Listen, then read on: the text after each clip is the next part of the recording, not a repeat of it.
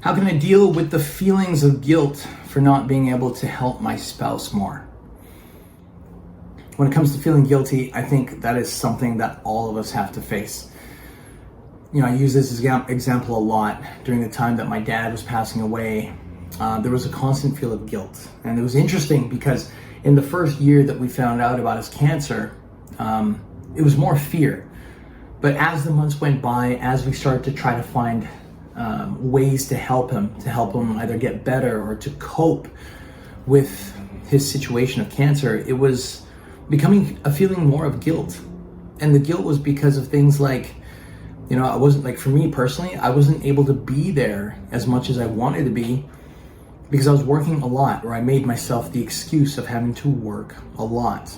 My dad also lived an hour away from me, so to travel out to go and see him, to visit him at home or at the hospital, an hour out usually would mean I would spend most of the afternoon or all of the evening just driving out, spending time to visit him, and then drive back home. Despite the fact that I didn't mind at all, I was happy to make that drive, it was not as often as I wanted to do.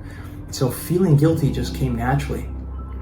What ended up happening is that the guilt became so heavy that there was a day where I literally couldn't even say my dad's name without crying.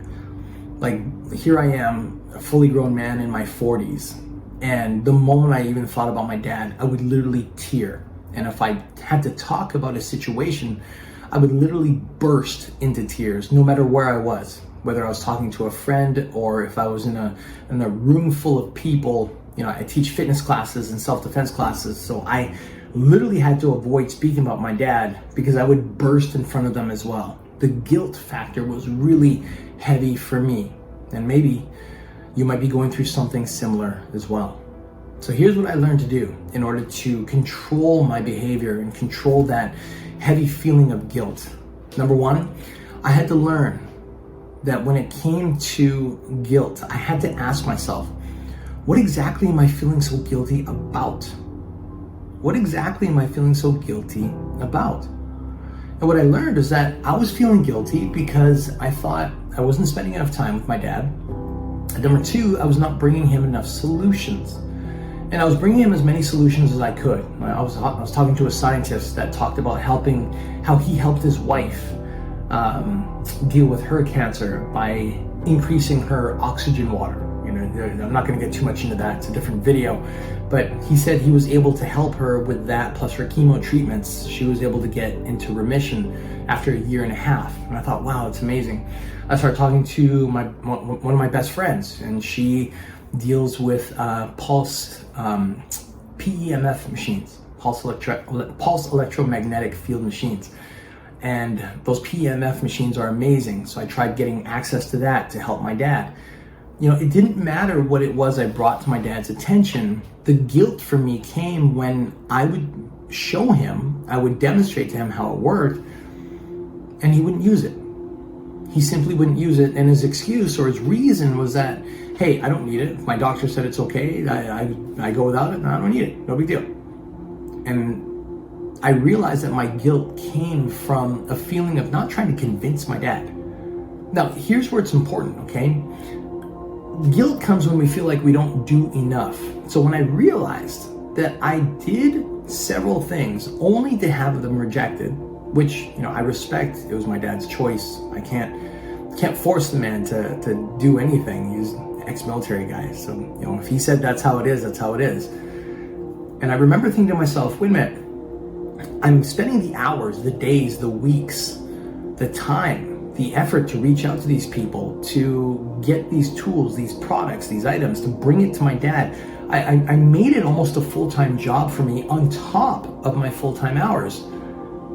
And I had to ask myself, wait, if I'm doing all of this and he's saying no, what would be the purpose of me feeling guilty? And that's when my brain started to get into this shock factor, like, oh wait, there was an assumption there. The assumption was that I could control my dad's opinion, or I could control how my dad was going to handle his cancer. Now, was that true? No, obviously not. And so even though that didn't completely lower the guilt, like there was still a heavy feeling of guilt for me, what did that do? Well, it took my guilt, like if you can range it from like 1 to 10, 10 being the heaviest feeling of guilt, it took my feeling of guilt from level 10 all the way down to about a level 7 or 6. So it was still heavy.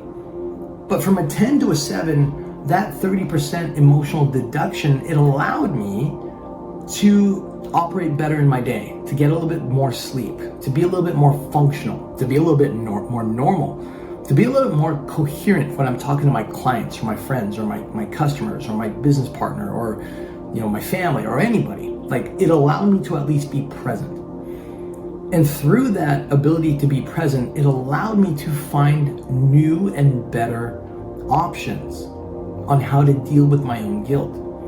I started looking more into things like clinical hypnosis, like neuro-linguistic programming. My friend Helen, who is also my business partner and my really good friend, she managed to learn a skill set that actually targeted, that focused on the ability to lower negative emotions to a point where you still feel it, but it's like a 10 down to a 2. So it's there at a 2. It's obvious, but it doesn't control you when it's that small. She learned the skill set, and because I was able to lower my own guilt beforehand, I was energetic enough to help her practice it. So when it came time to ask her to really help me during the last couple of weeks, when my dad was barely alive and he was just at the verge of passing, and we knew that his time was coming, it allowed me the ability to think clearly enough to just ask Helen, to just say, hey, look, I need you to do this. I need you to use hypnosis on me. This is the criteria I need. I need you to repeat this to me while I'm in trance. So it wasn't something that she had to sit and figure out, which would have been really hard for her because we were just learning the skill set at the time. But being able to lower my own guilt gave me the floor plan on, hey, this is how we can probably use the technique to help me get out of this emotional funk, to help me better prepare, to help me become at least, helpful. Like, there's so many things that we had to deal with after. For example, my dad passing away, having to call the funeral, make arrangements with the funeral place. Like, there was so much stuff that had to be done that my mom couldn't do it. And if I wasn't emotionally sound enough, I wouldn't have been able to help her. I would have been useless. So in closing, if you're in this place too, number one, learn to ask yourself useful questions by dissecting what is really causing you to feel that guilt. Number two, be honest with yourself that when you find those reasons, ask yourself the simple question, do you really have full control over this? Or are you assuming control based on you, the way you feel, and the people involved? Like, for me, I had to realize that I don't have control over my dad. So what really made me question, well, why am I feeling so guilty then if I can't control his decisions? And number three, as you ask those questions, be aware and look for other options to take your pain of guilt, of anger, of sadness, like whatever it is you're going through, the anxiety, the depression, and get that emotion down to something so minimal that you still feel it. Of course, someone you love is passing away, but at least low enough that despite the pain, you still have the ability to function. You still have the ability to serve, to help your family, to do the things that must be done to help the transition, the process of their passing run more smoothly. Use those three examples and it'll help you get through this challenge of feeling guilt, and it may even help you minimize it to a point where of course you're going to feel it, but you get to still control your life instead of the guilt taking over control of you.